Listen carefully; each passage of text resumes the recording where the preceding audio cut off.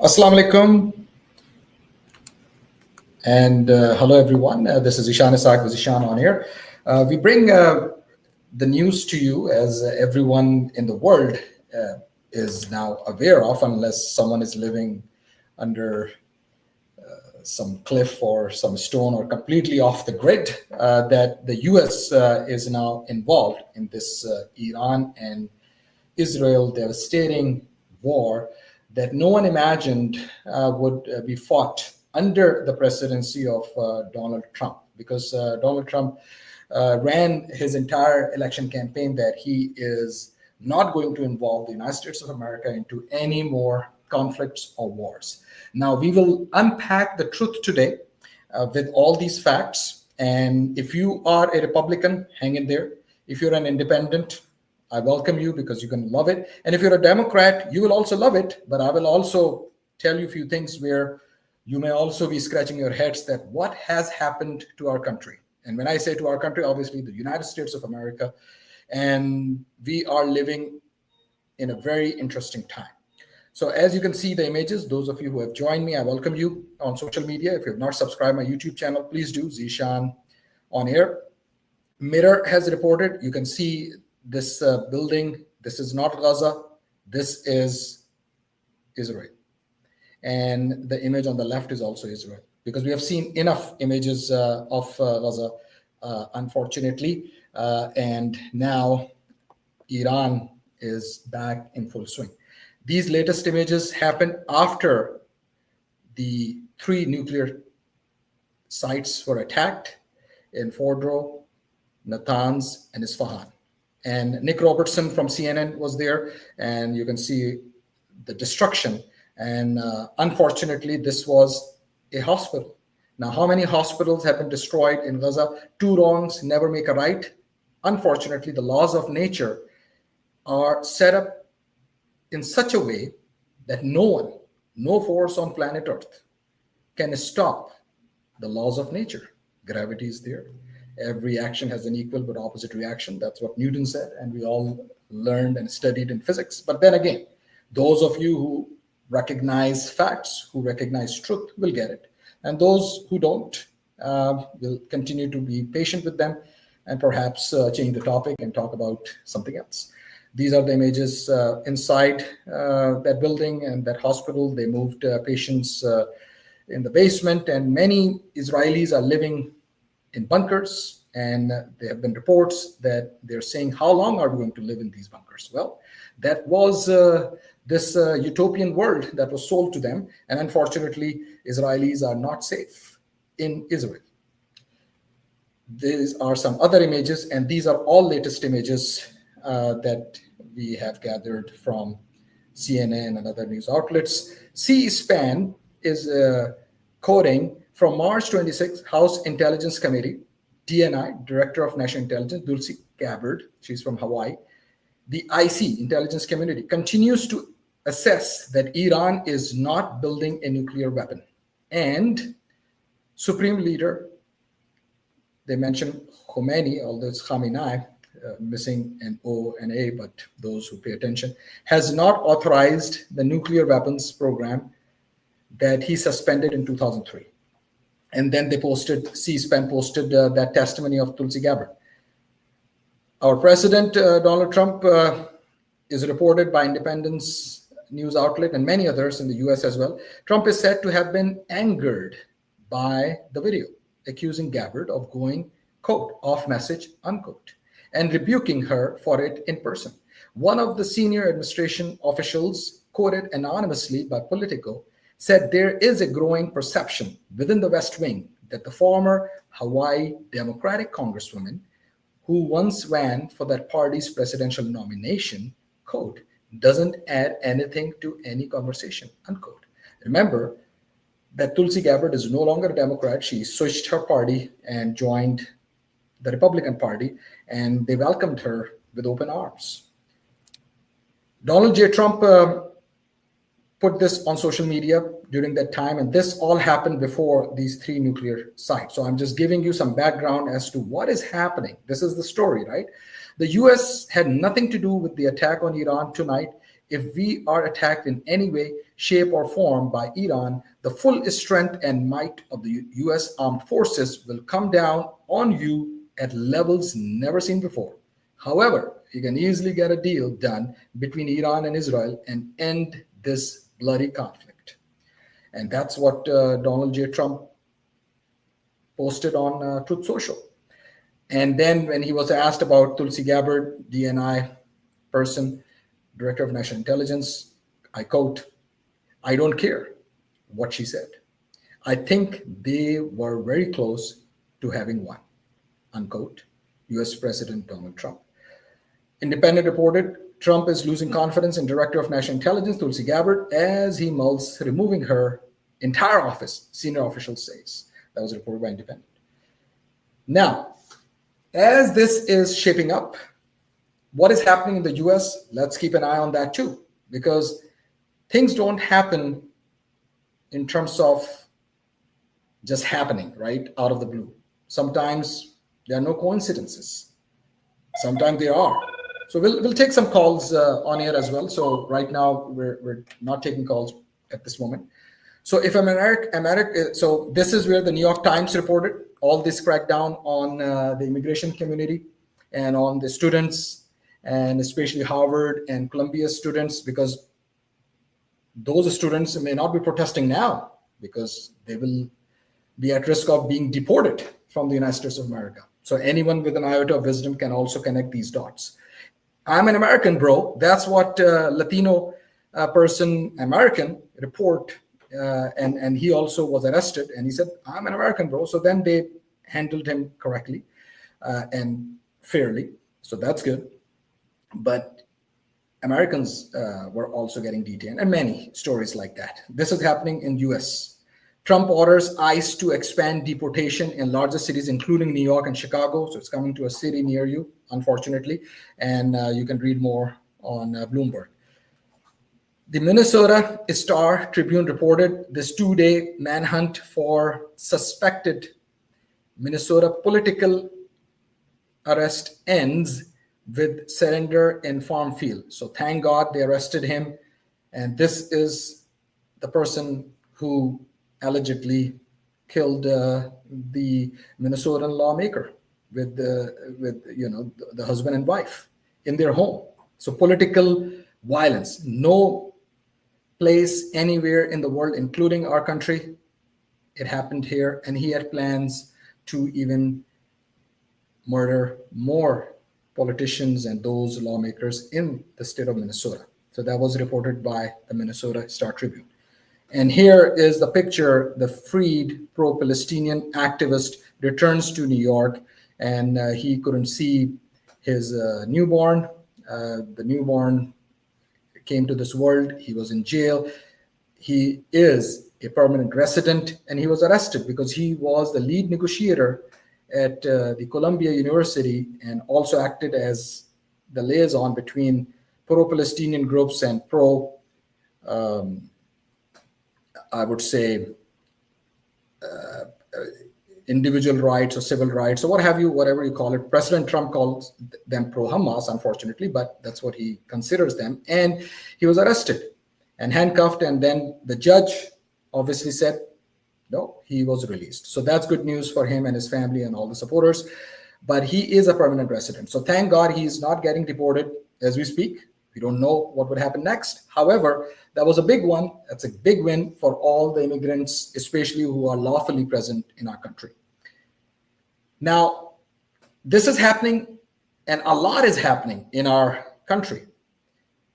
Then this whole attack that happened on Iran, as we have all witnessed the news briefing of Pete Hegseth, the defense secretary, and then the chairman of Joint Chiefs of Staff, Dan Kane, and how Eric Corella, who goes by Gorilla as well, that's his nickname in Pentagon. People say that out of respect, and also I think he loves it.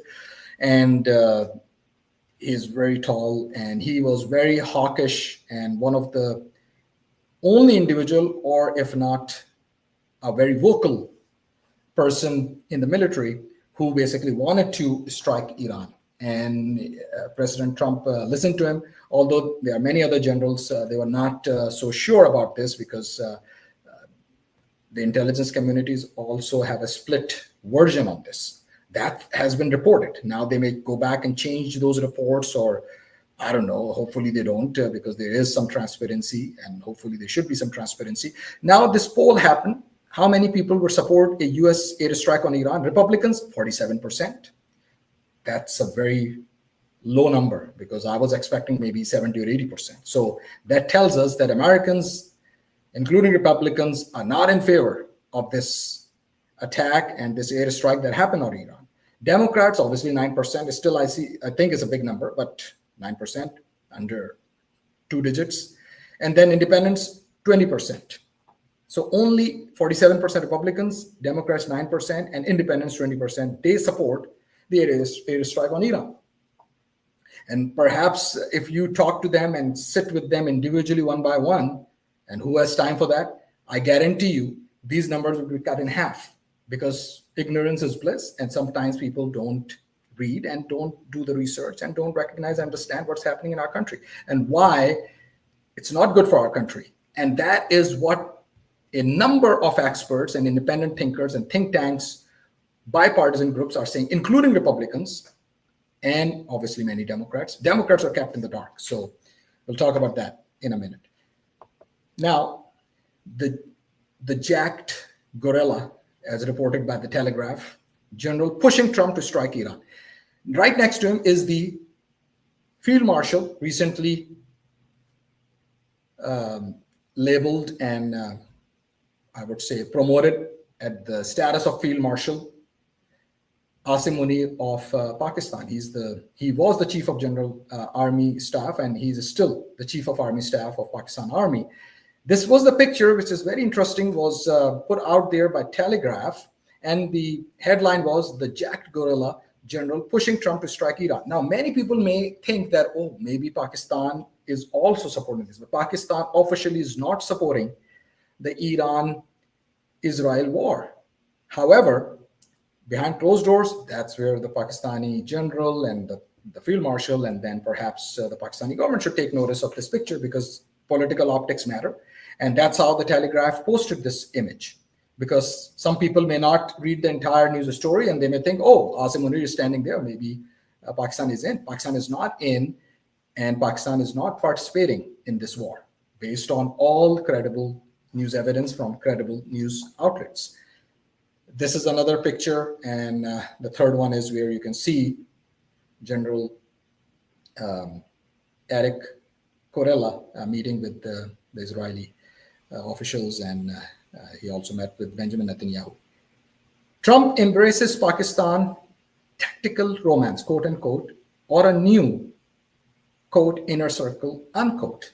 A lot of people who belong to Pakistan are very happy in terms of the visit of the field marshal to US. However, as he was visiting here, and during that time or right after his departure, I don't have his itinerary details. Perhaps he was still in the US, who knows, when US already strike Iran. And remember, this was an 18-hour flight. So as US and very few people in the Trump administration knew about this, so perhaps Field Marshal Asim Munir may not know about this because this news would have come out somehow.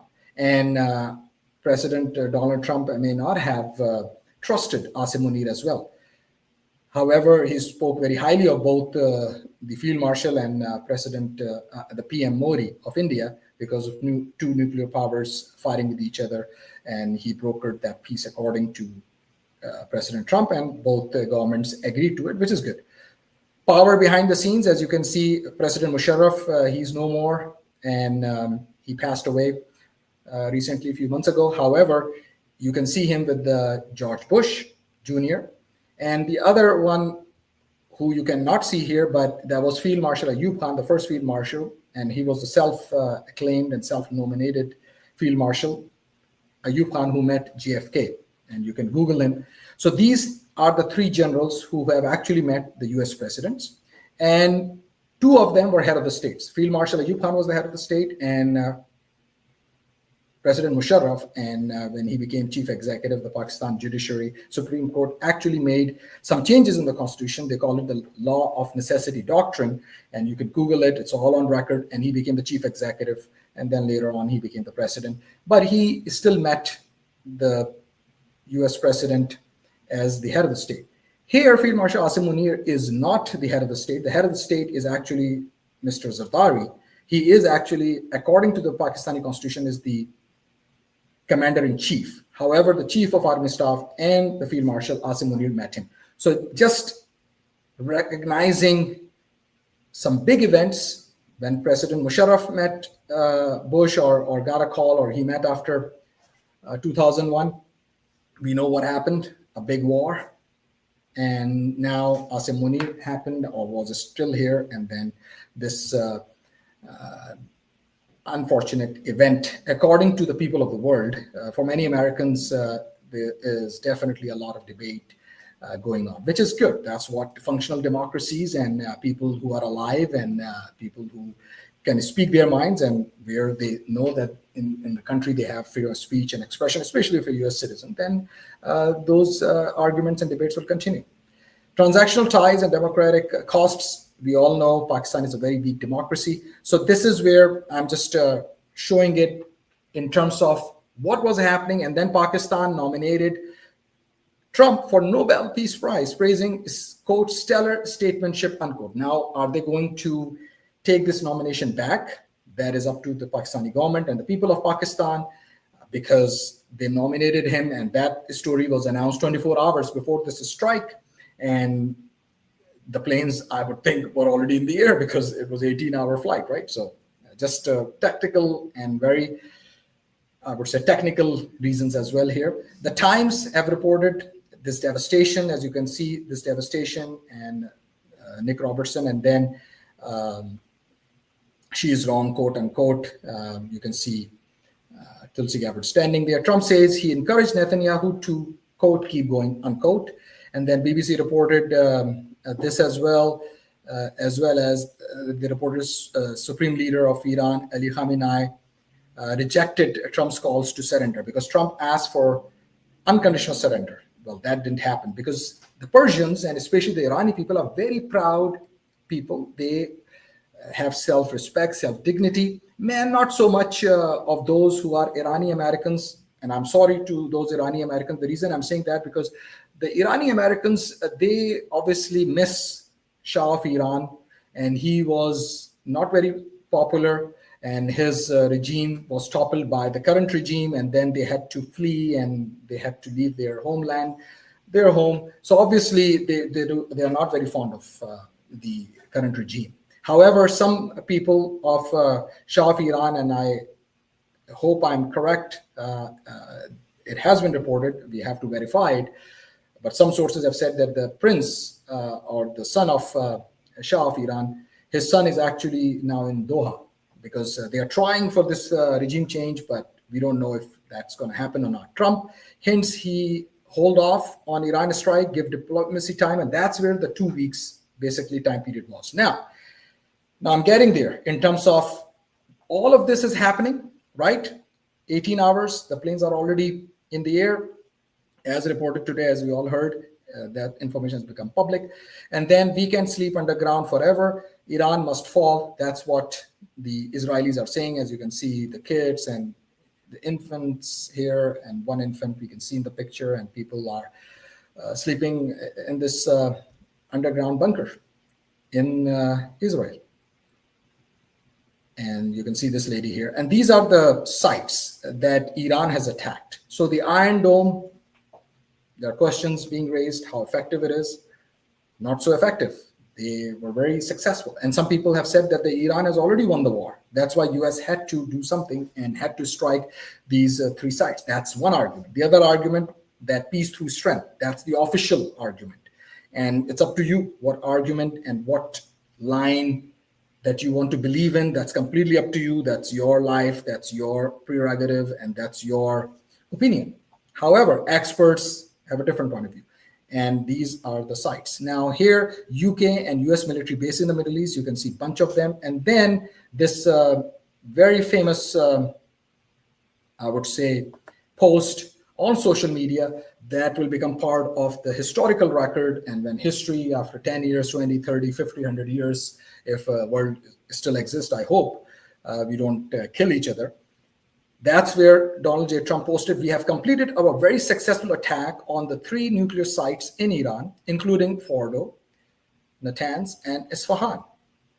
All planes are now outside of Iran airspace. A full payload of bombs was dropped on the primary site, Fordo. That was the site. All planes are safely on their way home. Congratulations to our great American warriors. There is not another military in the world that could have done this. Now is the time for peace!" Exclamation mark, all in uppercase. "Thank you for your attention to this matter." And that is where the world was stunned. And they say it's a ruse, meaning complete deception, that President Trump literally deceived Iranians. And some in the inner circles and those who are obviously watching this closely, they say that that was a great tactic. But is it? Fordo enrichment facility, you can see this, and then B-2 Spirit stealth bomber, as you can see how far it can go. But did it penetrate that site? No one knows. That is the consensus, because they're still doing this BDA, battle damage assessment. How Israel is in Iran's firing line, as you can see, the range of these missiles: Shahab 1, 2, 3, and then Ghadir 1, and then Sejil 2, and you can see, or Sejil 2. It was developed in different years, so they have mastered this technology. Israel has been caught off guard. Iran is you cannot push them over, no pushover, Iran in this case, and you cannot just push them over. And that's what they have done: 186 miles, 310, 621, 994, and 1,242 miles. So you can see Israel is definitely there, and then other countries in the region.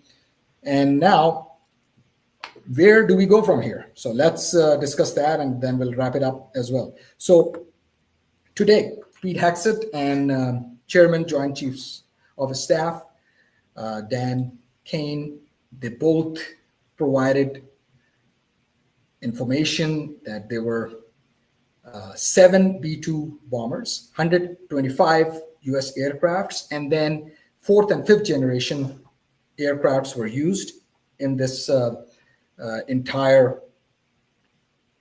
I would say, mission. And they call it Mission Midnight Hammer. And also, there were 2 decoys. One went from the west Pacific coast and the other one from the east. And perhaps some people may ask, maybe that's also a bluff. Maybe they went from somewhere else. I don't know, but maybe the east ones, that's what Chairman Joint Chiefs of Staff has been quoted. And he said that proceeded quietly to the east with minimal communications. So that was the main one, the package on the target. How many bombs are dropped? 30,000 bombs. 30,000 bombs. If you do the math, that's 410 tons of bombs. And what that means is that one 30,000 pound is like about 15 small size vehicles, small, less than medium size. So you can see hundreds of vehicles were dropped. That was the impact. And then more than dozens of Tomahawk missiles were also basically launched at Israel and on Isfahan site. And as reported, that some people are saying within the sources, and they have quoted other sources, and what they're saying, that the Iranian Air Force did see them. They tried to intervene, and the Chairman, Joint Chiefs of Staff, Dan Kane, is saying, we have no reports. We're unaware of anything in terms of any Iranian intervention. And you can see that this is where the air superiority and aerial combat, there is none other than the United States Air Force and our forces in the world, and it comes with a responsibility. Now, U.S. strike on Iran began with a ruse. That's what Wall Street Journal said. And good, I would say, headline. And obviously, the West drew attention because of this whole, I would say, negotiations that were also happening with David Lammy, who Steve Witkoff met, and then Iranians were negotiating with the Europeans. And however, the US and Israel were not part of those negotiations. And as those negotiations were happening, these bombers, the B-2 and the airmen and these warriors were already airborne. Now, DNI Tulsi Gabbard has also posted this on social media, and you just have to ask her. The dishonest media is intentionally taking my testimony out of context and spreading fake news as a way to manufacture division. America has intelligence that Iran is at the point that it can produce a nuclear weapon within weeks to months if they decide to finalize the assembly. President Trump has been clear that can't happen, and I agree. So she told the line, and she told the line here, and then obviously she posted this. That's what many experts are saying, but she still is saying here, and that's where the technical matter, and she's saying if they decide to finalize assembly, because there's still a lot that goes on, even if you have enriched 100% uranium or whatever the percentage is needed to make a nuclear bomb. And Iran has always said officially that their bomb is, their uranium enrichment is only for medical, radiology, scans, X-rays in medicine and others. You need that radiology. When we go for an X-ray, what is that? That's also small emissions of radiation. It doesn't harm you, but if you take a lot of X-rays, yes, it will harm you. So that's basically what the nuclear is for. So it is also for peaceful purposes. What is Iran's next move after US strikes? That's $1 million question, or $1 billion, or $1 trillion, or I don't know. So that's Admiral James Stavridis. He's a retired former NATO Supreme Allied Commander, and he provided 3 options for Iran, but then again, he's not a spokesperson of Iran, so no one knows. This is another night. We'll find out in the next 24 hours what would happen. And then with regards to 3 options that he was suggesting, because he's the former NATO Supreme Allied Commander, he's saying that Iran may not strike US. They will continue to, the second option, they'll continue to strike Israel, which they are. And third one is they may strike some leaders or business people or some assassinations targeted. But then who knows? It could be anyone. It could be Mossad or Israel. They may do it and then blame it on Iran. Who's fact checking? God knows. So that's where we are at this point. Dmitry Medvedev, he is obviously a very close ally of President Putin of Russia. And he said, what have the Americans accomplished with their nighttime strikes on 3 nuclear sites in Iran? Remember, it was between 6:40 or so our time here, I think the Eastern time, and then 7:05, and it was 2:10 a.m. in Iran when the B-2 bombers bombed those 3 nuclear sites. So Dmitry Medvedev asked this question: critical infrastructure of the nuclear fuel cycles appear to have been unaffected or sustained only minor damage. Now, this kind of information, you will never find it on any major news outlets in the US. It's all out there. It's always selection, cherry picking in terms of how we need to continue to share information that would basically perhaps continue to make people not ask the right questions. And that's just my opinion. But, you know, smart people are still asking a very good question. This is the Istanbul Summit of OIC, Organization of Islamic Countries, where Tayyip Erdogan also spoke. And he said that at this meeting of our organization, which represents of the voice and representatives of all these capitals of the Muslim world, there are many, 57, 58 countries, even more. And then he said Baghdad, Cairo, Sana'a, there are some of them, Islamabad, Kabul, Tripoli, Tehran. And then you can see there was a moment where the foreign minister of Saudi was also looking at him. And he also mentioned Mecca, Medina, and of course, Jerusalem and Gaza. So this is where we will take some calls as well in a minute. And then there are some congressmen, lawmakers, congresswomen who are saying these strikes are not constitutional. And these are Republicans, and some are MAGA Republicans like Representative Thomas Massey from the state of Kentucky. He's a Republican. Israeli president basically also talked about in a very diplomatic fashion on Trump's strikes on Iran nuclear sites, and he didn't say what would be next. And he said that that's between Benjamin Netanyahu, his prime minister, he's the ceremonial head of the state, and then President Trump. So that's basically the summary because he was very diplomatic.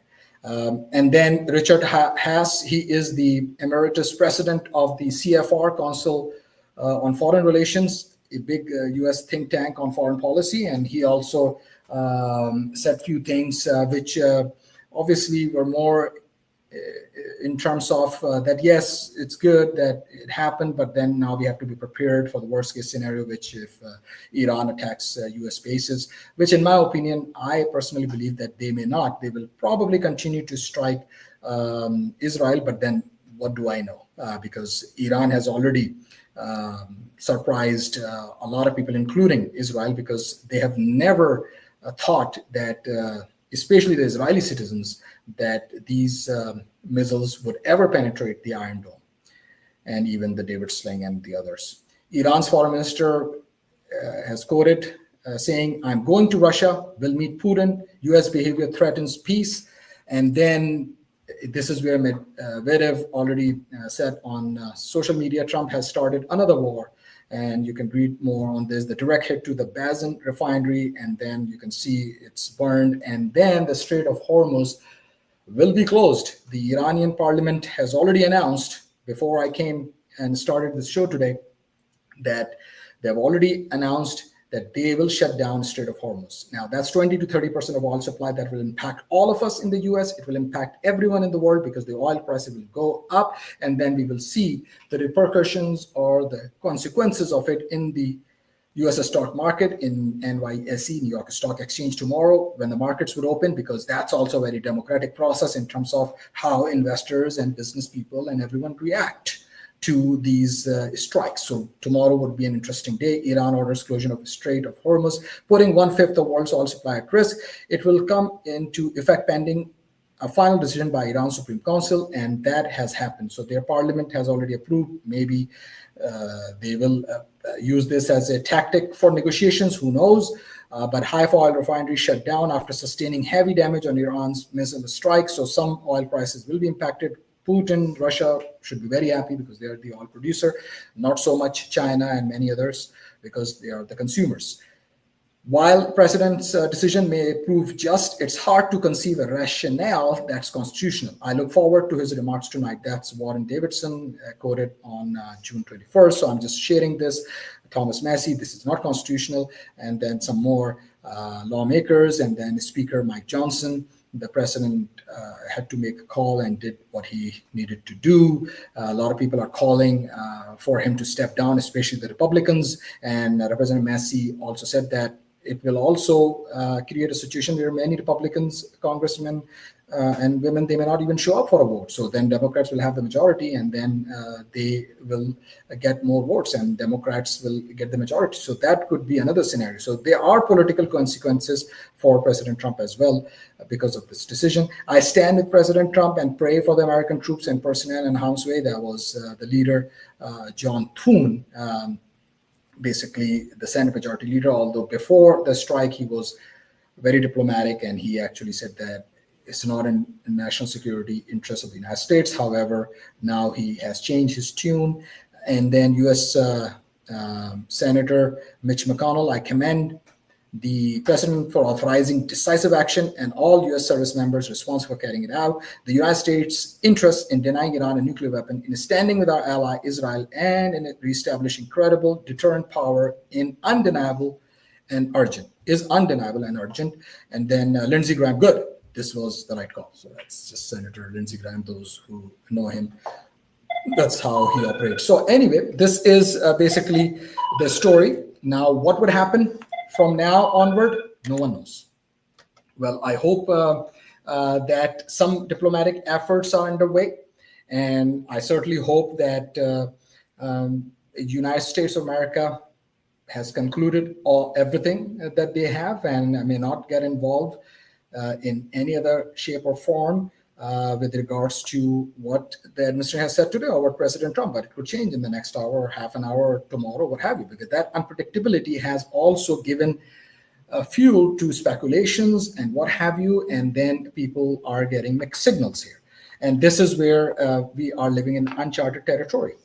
And unfortunately, it is what it is at this point. We cannot sugarcoat this stuff. So I'm reporting, you decide, and it's up to you. I've shared all these facts, news, and you can do even more research. And this is my responsibility as an American and as a peacemaker, as a leader, I would say, humbly speaking, because leaders, they always unite people and bring people together, not divide, because divide and conquer and dividing people, it leads us to situations that are harmful for everyone. And I think we are smart individuals, smart people that we recognize and we have seen based on historical evidence for hundreds and thousands of years. However, this has also sent a message to our foes and allies that United States, you don't want to mess with the US because United States will act. And this time US has acted, but in the past US has acted as well. That's the counter argument. I would like to thank our key advertisers, AIT, Affordable Insurance of Texas. If you're looking for homeowners insurance, commercial auto insurance especially, and then business insurance, connect with them, 713-785-4000, 713-785-4000, or aitinsurance.com. So please connect with them. And I would like to thank them. And then obviously roopsari.com.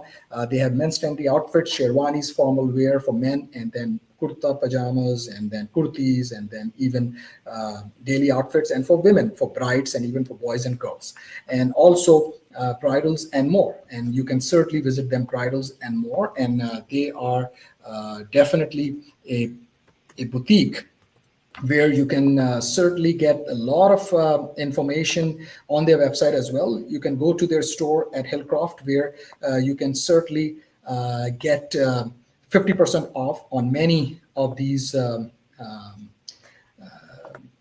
would say, outfits. And that's where tradition meets timeless style. You can contact them at 281-728-0669. 281-728-0669. That's Bridals and More, premier Pakistani boutique. Since 2002, they've been operating, and they have 50% discount going on as well. So with that, I would like to thank all of you who have been watching us. And if you have not subscribed my YouTube channel, please do, and certainly connect with us and share this. And I pray to God that hope sanity prevails, and hope calmness prevails, and hope thought, rationale, and deep understanding and diplomacy, and at the same time, peace prevails. With that, thank you, and keep me in your thoughts and prayers.